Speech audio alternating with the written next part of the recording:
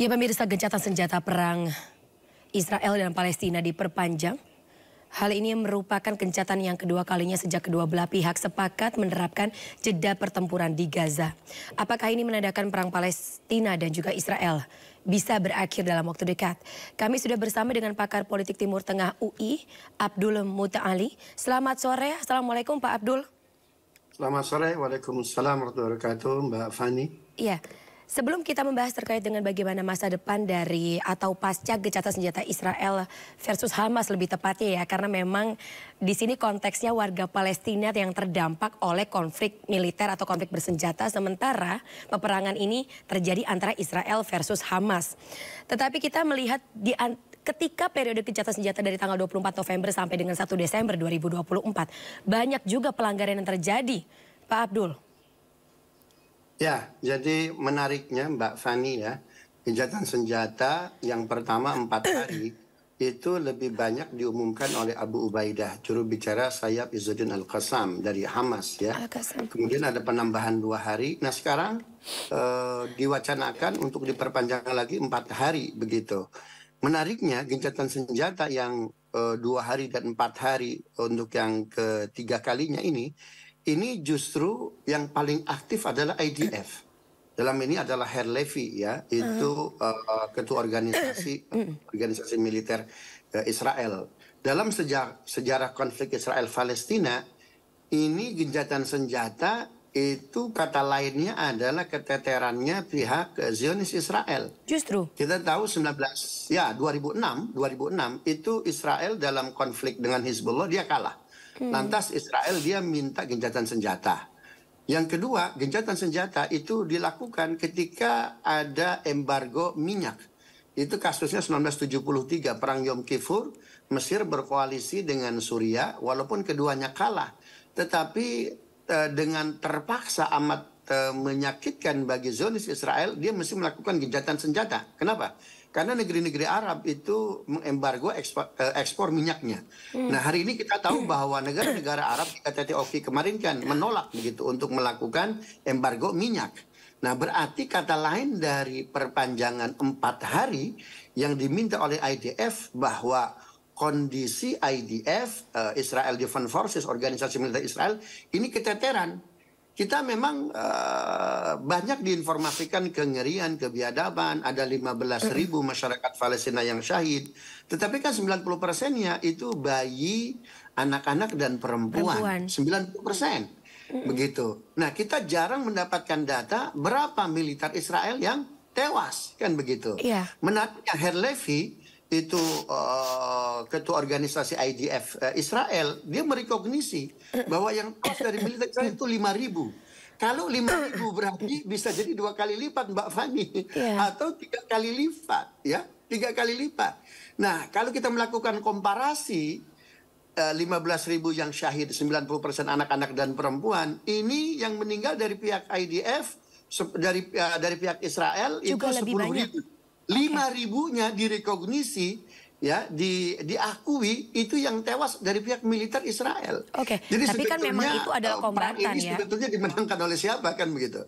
Ya itu adalah kombatan Pak Abdul, yang kalau misalnya berdasarkan konvensi Jenewa memang pihak-pihak yang diakui terlibat dalam konflik militer. Sementara kan kalau dari Palestina warga sipil, perempuan tadi seperti kata Pak Abdul bilang, perempuan, anak-anak, bayi yang seharusnya bebas terdampak atau bebas berada dalam kondisi konflik militer tersebut atau menjadi korban tentunya. Dan ini bisa berarti seharusnya PBB atau pihak-pihak negara yang lain mengkategorisasikan tindakan yang dilakukan oleh Israel baik ketika konflik militer terjadi maupun ketika gencatan senjata sedang dilaksanakan adalah bentuk kejahatan perang. Mbak Fani, bukan Zionis Israel namanya kalau dia menepati konvensi Jenewa kan begitu. Apalagi sudah 240 resolusi yang dikeluarkan oleh PBB untuk koreksi. Tak satu pun itu yang ditaati ya. Kecuali resolusi 181 Mbak Fani 1947 pembagian tanah Palestina. Tapi sebenarnya 239 resolusi PBB itu tidak ada yang ditaati. Yang ini saya katakan bahwa yang disasar oleh Zionis Israel itu bukan sekedar anak-anak dan perempuan. Ya, jadi roket itu dia sembarang, yang penting dia jatuh di tanah Gaza. Bayangkan Mbak, itu 40.000 ton lebih rudal roket bom yang sudah dilesatkan ya, oleh IDF itu di tanah Gaza. Kalaupun nggak kena orang, nggak kena anak-anak, tidak kena perempuan, tidak kena lansia, paling tidak jatuh di tanah Gaza. Kenapa? Karena tujuannya memang, bayangkan Mbak Fani ya, itu kedalaman rudal tanahnya itu minimum 10 meter kedalamannya. Ada yang 20 meter. Artinya apa? Bahwa IDF dalam hal ini Zionis Israel, dia tidak menginginkan warga Gaza itu kembali tinggal di Gaza. Agar tanah-tanah itu tidak layak huni. Ini kejahatan yang luar biasa. Maka kita memang sangat menyayangkan ya, dunia internasional bungkam sebungkam-bungkamnya. Tetapi kita berterima kasih Amerika berbeda dengan publiknya. Inggris berbeda dengan publiknya. Tidak pernah loh Mbak Fani. Itu demonstrasi, itu luar biasa. Iya, sampai kunci mobil itu ada di jembatan San Francisco. Kemudian kunci mobilnya dibuang ke laut. Sehingga terjadi antrian panjang. Itu luar biasa. Nah hari ini harusnya yang dilihat oleh para pemimpin Amerika. Kemudian Inggris, Italia, Jerman, NATO lah secara keseluruhan. Untuk melihat bahwa ini genosida yang luar biasa.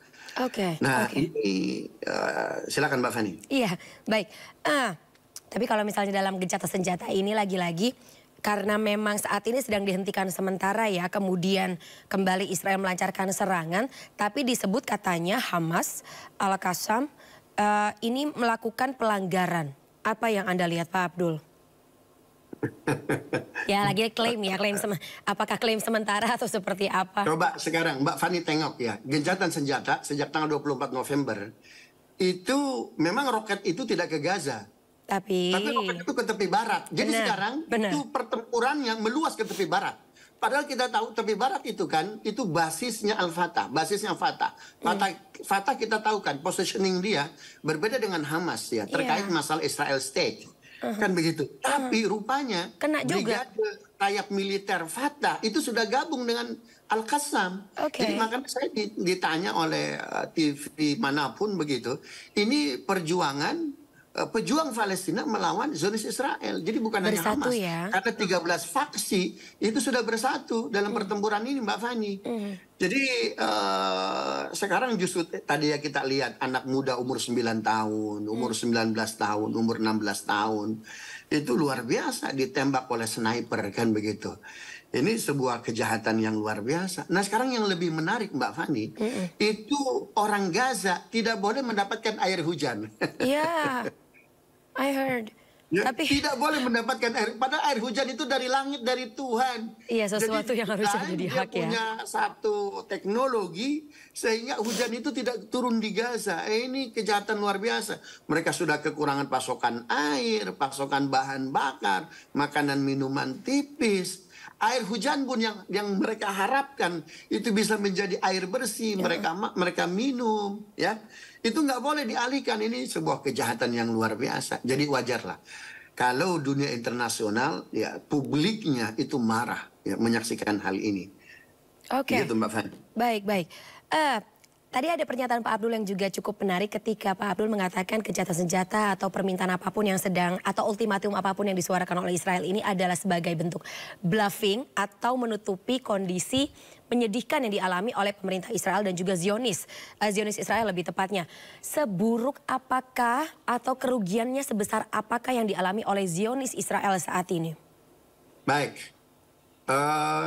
Data yang terkini Mbak Fani ya, dari 10.000 pihak Israel yang tewas, itu 5.000-nya itu diakui, direkognisi oleh Herr Levy, Ketua IDF, Israel Defense Forces, ya organisasi militer Israel, 5.000. Tadi saya bilang di awal, kalau dia mengakui 5.000 yang tewas, berarti bisa 2 kali lipat, bisa 10.000. Ini yang pertama. Yang kedua, Yair Lapid itu oposisi ya, oposisi Prime Minister Israel yang sebelum Benjamin Netanyahu yang sekarang, dia berhasil mengumpulkan 48% suara. Artinya dia butuh 2% plus 1 untuk melakukan sidang istimewa Mbak Fani. Nah sekarang kondisi Amerika khususnya di Pentagon ini terjadi friksi yang luar biasa. Ternyata selama ini alutsista yang diberikan oleh Amerika kepada Zionis Israel itu bentuknya bukan loan, tapi apa? Gift. Jadi hibah biasa itu, Mbak. Nah, sehingga apa itu para ex tentara yang ke Afghanistan, yang ke Irak. Ya pesangon kami aja belum dibayar, ini kok negara membelikan cuma-cuma kepada Zionis Israel kan begitu. Nah terjadi friksi yang luar biasa ya di mana di Pentagon. Saya kira sekarang kondisi Joe Biden itu di domestiknya sendiri itu sedang terjepit. Jadi kemungkinan yang paling terdekat Benjamin Netanyahu menurut saya akan diimpeach, akan dilengsarkan. Tetapi politik luar negeri Amerika dia tetap kepada Israel, tapi tidak kepada orangnya, tidak kepada prime ministernya. Kenapa? Karena merugikan. Kita memang media kita jarang menampilkan kerugian besar yang dialami oleh Zionis Israel. Hari ini Mbak Fani ya, semua airport, bandara di mana di Israel itu diduduki oleh masyarakat Israel. Artinya apa? Jangan sampai Benjamin Netanyahu itu kabur dari negeri Israel.